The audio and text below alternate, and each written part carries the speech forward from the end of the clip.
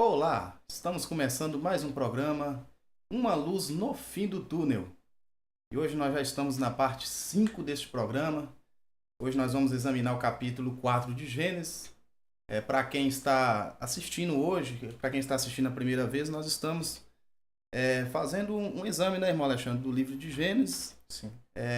Fazendo toda a hermenêutica resumida, simples, de uma melhor forma para que você venha entender o que nós queremos passar para você. Está aqui conosco aqui o irmão Alexandre. Irmão Alexandre. Olá, Valmiran. Mais uma vez, obrigado por você estar assistindo esse vídeo. Não sabemos o horário que você vai estar assistindo, na manhã ou na parte da tarde ou da noite, mas já saudamos vocês agora com a paz. E vamos continuar esse trabalho que nós temos feito, irmão Valmiran. Como diz o irmão aqui, é somente um exame hermenêutico básico, porque não tem jeito de você aprofundar aqui em poucos minutos, né, com mais profundidade. Mas qual o intuito? Nosso intuito é que você examine mais, pesquise mais, procure, busque fontes, boas fontes, dicionários sérios, livros de teologia sério, porque teologia não é pecado não, viu, irmão?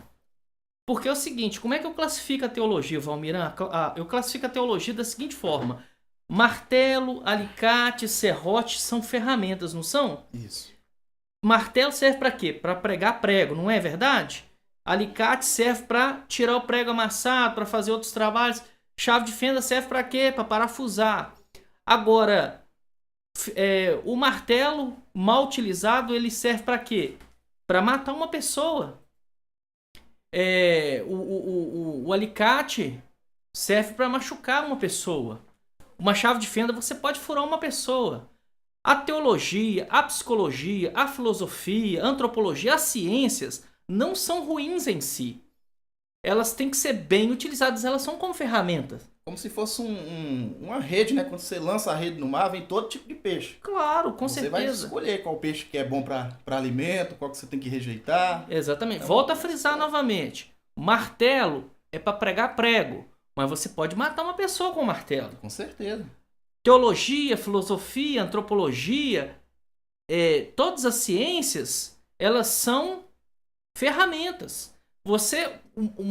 A teologia bem feita, a filosofia bem utilizada, ela é benéfica. Agora, uma teologia, uma filosofia, uma ciência mal utilizada é como aquele martelo que eu falei anteriormente. Ele pode matar uma pessoa. Certa feita eu estava conversando com o irmão e ele me disse o seguinte: irmão, o que está acabando com a igreja hoje é a filosofia. Eu falei assim, não, irmão.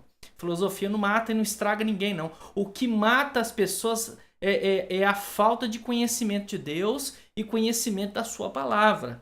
Então isso é que mata a pessoa.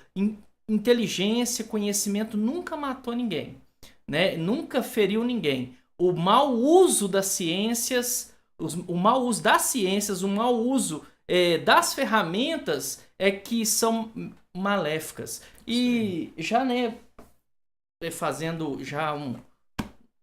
um adendo, como diz o irmão Adelmo aqui, nosso irmão em Cristo aqui, ele vai até rir quando eu falar isso, fazendo um adendo aqui, eu gostaria de apresentar mais uma literatura que eu já fiz uso e vou voltar até a ler esse livro novamente. Esse livro é Filosofia, Cosmovisão Cristã. Você pode ver aqui ao fundo até o Pensador, né, uma coroa de espinhos, então, né, ligando esse conceito, né, de que o cristianismo ele tem o seu viés inteligente. Então, é um bom livro, um excelente livro, me ajudou muito. E eu tenho certeza, se você tiver paciência, você pode ler esse livro aqui que você vai ser muito beneficiado. Mais uma coisa que eu quero dizer: você quer ter um conhecimento bíblico bom? Escute a Bíblia. Existem ótimos... No YouTube você encontra, na internet você encontra a Bíblia em áudio, em várias... Você encontra até nas línguas originais, se você quiser, no grego, no hebraico, nas versões em português você vê, tem nas versões em italiano, em espanhol. Então, se você até quiser aprender outras línguas através da Bíblia, você pode. Então, eu recomendo, pega um livro igual Gênesis, ouve o livro todo, se possível várias vezes, Nós fazemos muito isso, né, Valmira? Sim. Eu, particularmente, sem hipérboles, mas eu já ouvi a Bíblia mais ou menos umas 35 vezes, no mínimo. Só em áudio? Só em áudio, fora ler. Então, assim, é um instrumento importante, faz você ter uma visão panorâmica de todo o livro que você está lendo. Porque o problema de hoje é esse. O cara pega um pedaço do versículo, junta com outro versículo, às vezes tem nada a ver o contexto de um com o outro e fica tampando buraco. Então você tem que entender. Até quando Paulo, os apóstolos fazem uma citação de um profeta do Velho Testamento ou da Torá, você tem que ver em que contexto ele tá se referindo ali. Então é muito importante você ter um conhecimento panorâmico dos livros bíblicos. Não ter aquele conhecimento raso e superficial. Ter um conhecimento profundo do livro que você está lendo.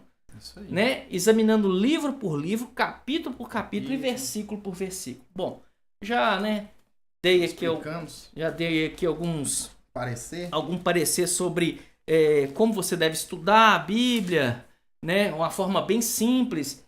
O livro, você, se possível, você pode procurar, né? Como já disse outrora, a gente não ganha nada com isso. Eu só indico porque se foi bom para mim, eu quero que as pessoas leiam, se for possível, né? Se foi bom para mim, eu não ofereço nada para uma pessoa que não for bom para mim. Então vamos lá. O livro do Gênesis, capítulo 4. Vou fazer o seguinte, faz aquele sistemazinho que a gente falou, né? Aquela forma. Lê o capítulo 4, dá uma paradinha aí, lê o capítulo 4, e aí você solta e você acompanha. Tá ok? Feito isso, vamos lá. Gênesis, né, Bereshit, o capítulo 4 diz assim: coabitou o homem com Eva, a sua mulher, e este concebeu e deu à luz a Caim. Então disse, quem que disse? Eva, né? Com certeza. Adquiriu um varão com o auxílio do Senhor. Então, para você compreender esse capítulo 4, você tem que ler todos os demais que nós lemos anteriormente. Porque ele continua uma narrativa poética. Até o capítulo 11, ele é quase todo praticamente alegórico. É claro que você vai adentrando aos textos bíblicos, a tendência de se tornar mais literal é fato. Agora, até o capítulo 12 para frente, mesmo assim ainda, o autor que escreveu, ele mistura relatos verídicos com alegorias, com poesia. Então, é necessário se ter essa sensibilidade para compreender melhor os textos. Coabitou o homem com Eva, né? Adão com Eva, sua mulher, e este conheceu e deu à luz a Caim. Né?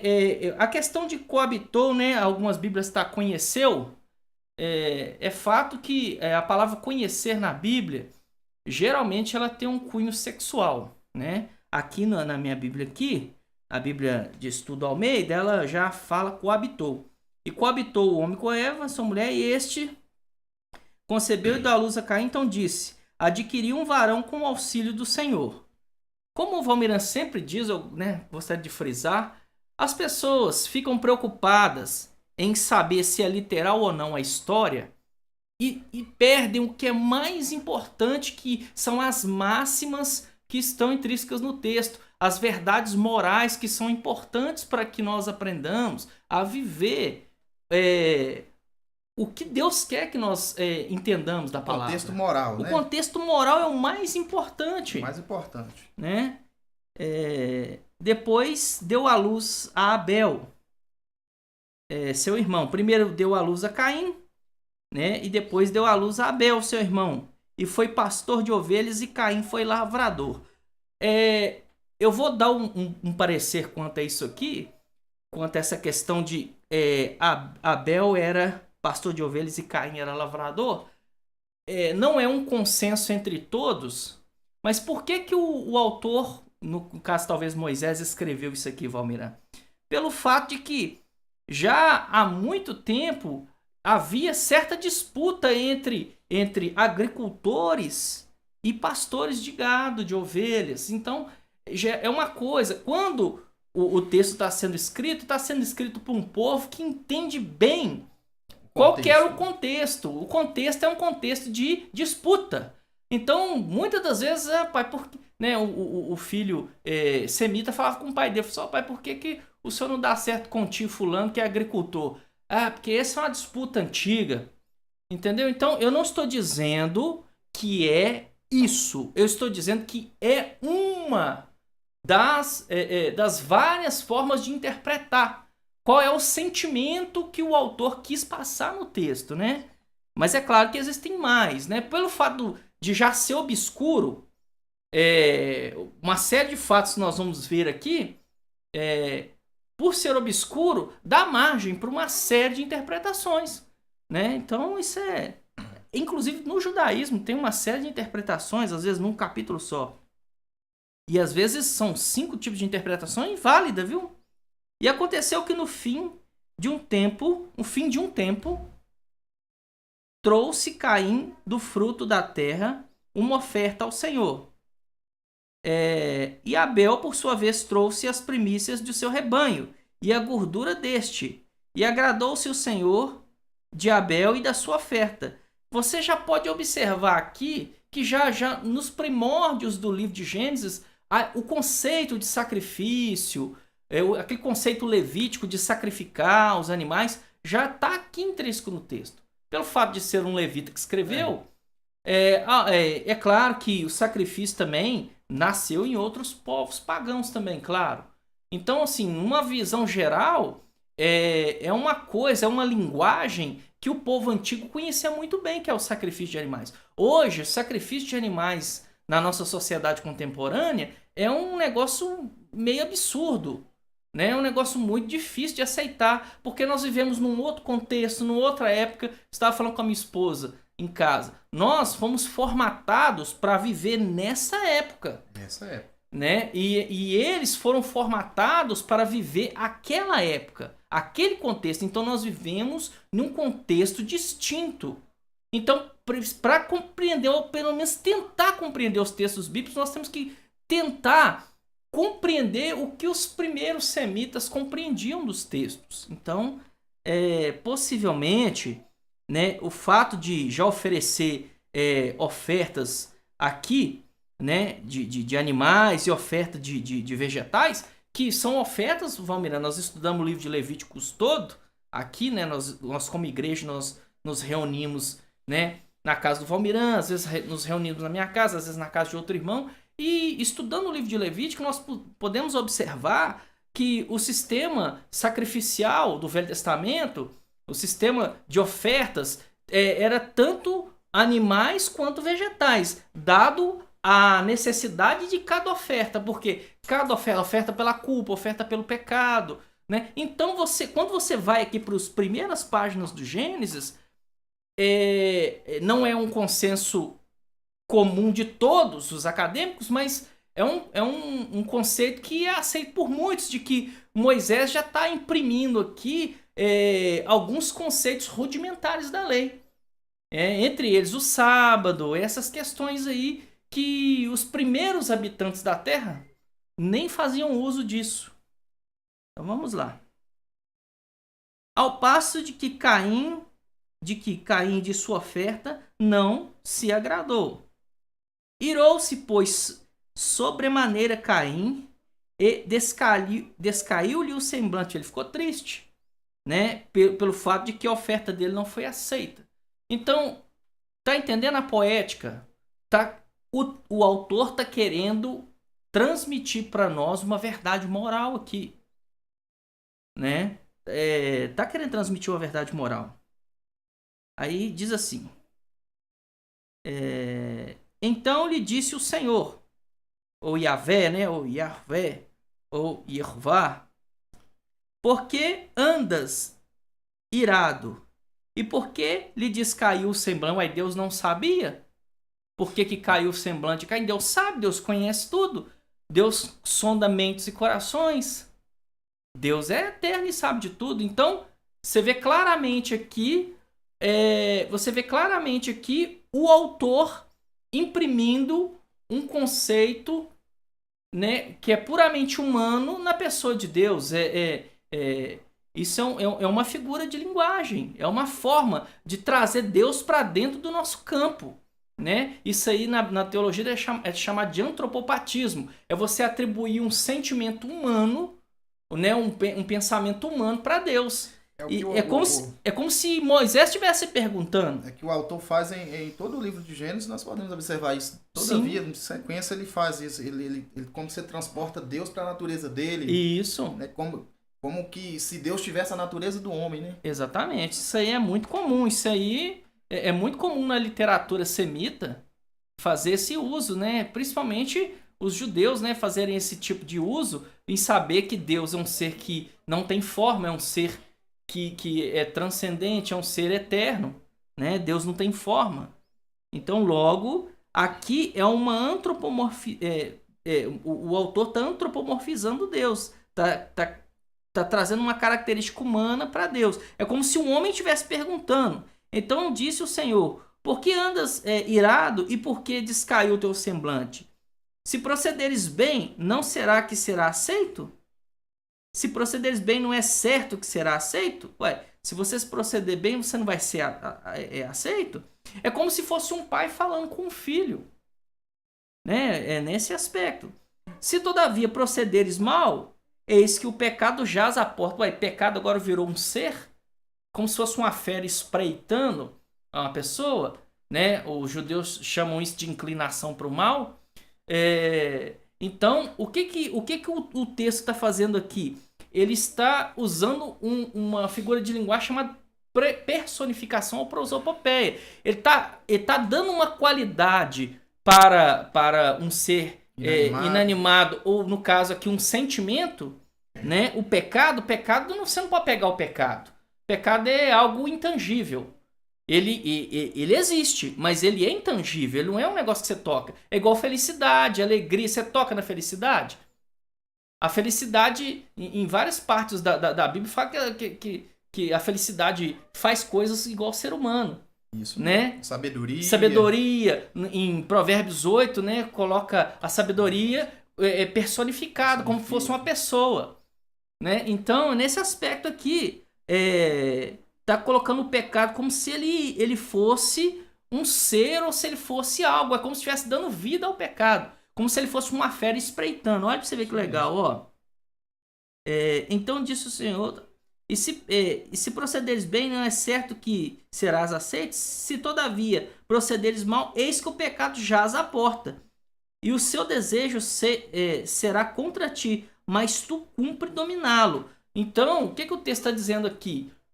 Que o homem, ele, no caso aqui, o autor está querendo transmitir o quê? Que o homem, ele é capaz de discernir entre o que é certo e entre o que é errado.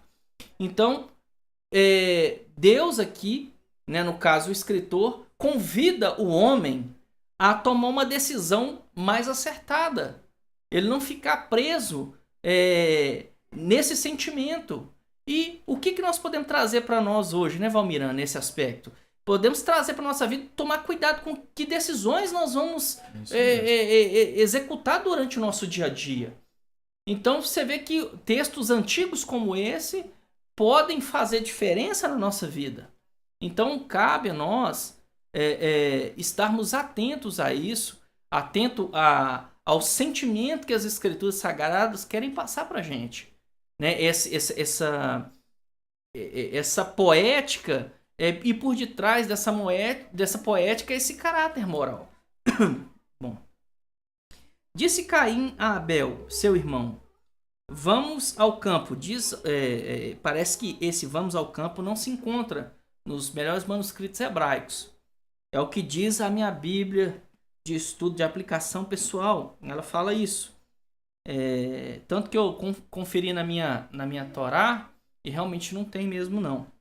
E disse Caim a Abel, seu irmão: vamos ao campo. Então, estando eles no campo, sucedeu que se levantou Caim contra Abel. Essa parte aqui tem, tá? Só não tem essa vamos ao campo. E levantou-se Caim contra Abel, seu irmão, e o matou. O que aconteceu? O que o autor está querendo trazer para nós? O que Deus está querendo trazer para nós aqui?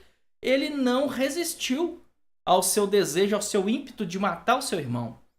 Ele não resistiu àquele pecado como uma personificação ali de que estava estreitando ele, né, como uma fera. Ele não resistiu à sua inclinação para o mal, vamos dizer assim. Então, nesse momento, ele cumpriu o seu intento, né, de matar o seu irmão. Disse o Senhor a Caim: onde está Abel, teu irmão? Uai, Deus não sabe onde é que Abel estava? Com certeza Deus sabia. Isso aqui é o quê? É Moisés ou o levita trazendo Deus para o nosso campo. É como se Deus, como um ser humano, estivesse conversando com um homem. Onde está teu irmão Abel? É como se o pai dele estivesse falando com ele. É como se Adão estivesse falando com ele. Cadê seu irmão, o Abel?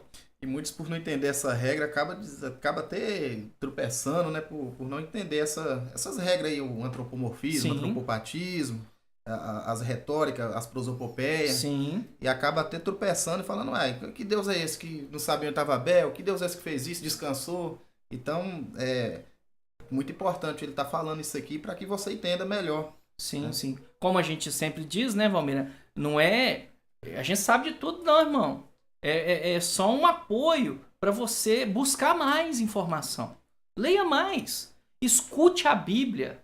Leia mais a Bíblia. Ouça livros inteiros. Leia livros inteiros. Escute lendo.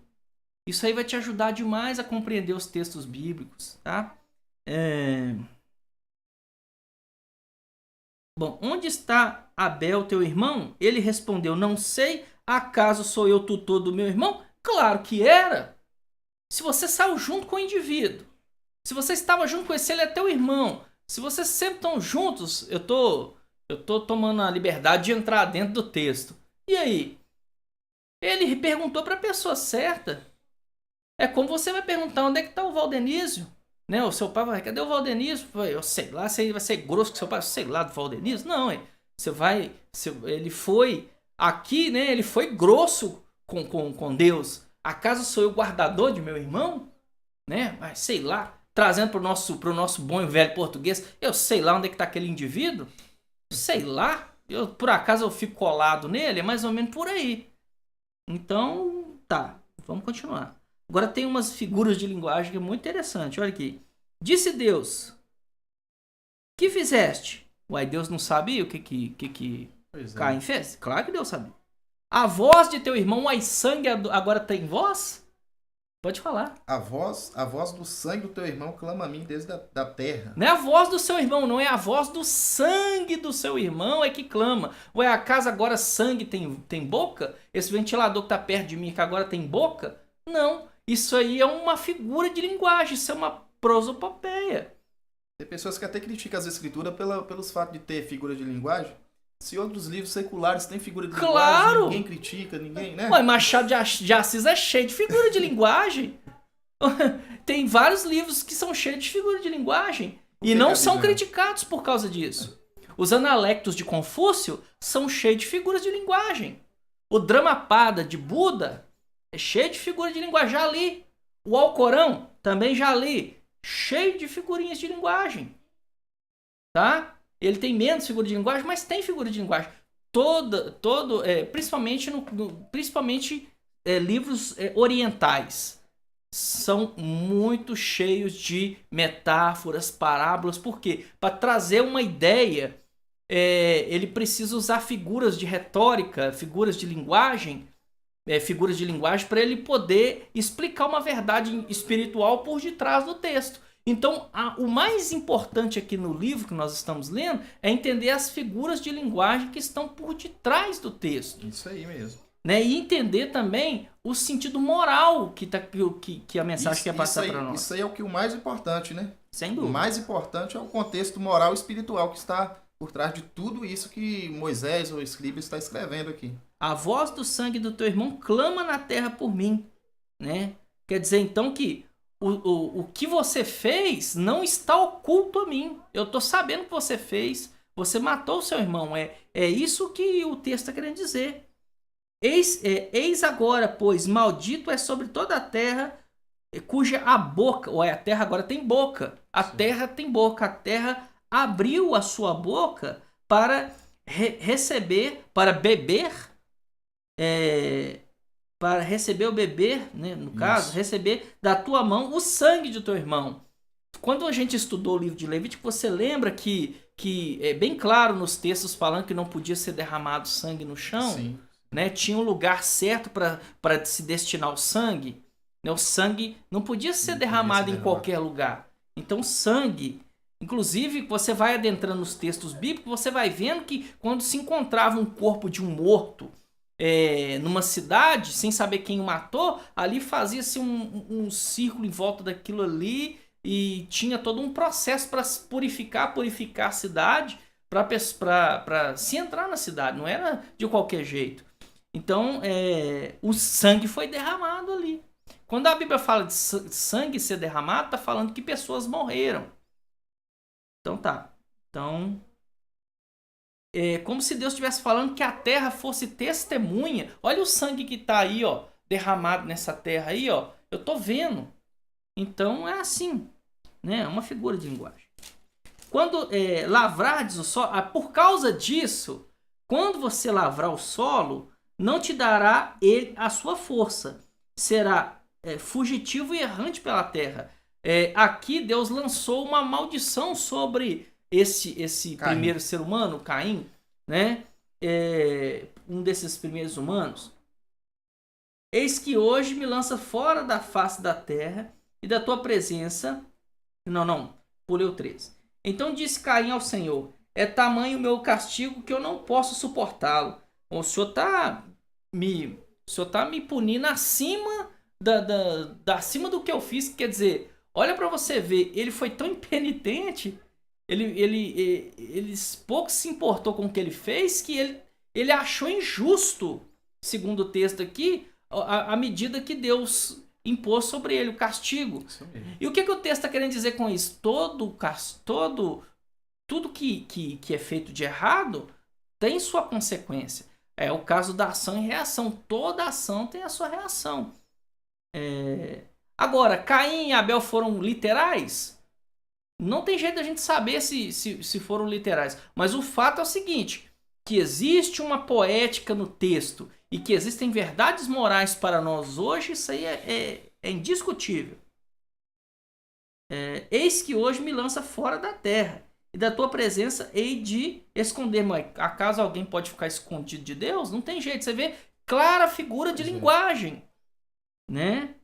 O próprio salmista fala: para onde irei do teu espírito? Se eu fizer minha cama no mais profundo abismo, o Senhor vai estar lá. Se eu tomar as asas da alva e voar, o Senhor vai estar comigo. Então não tem jeito.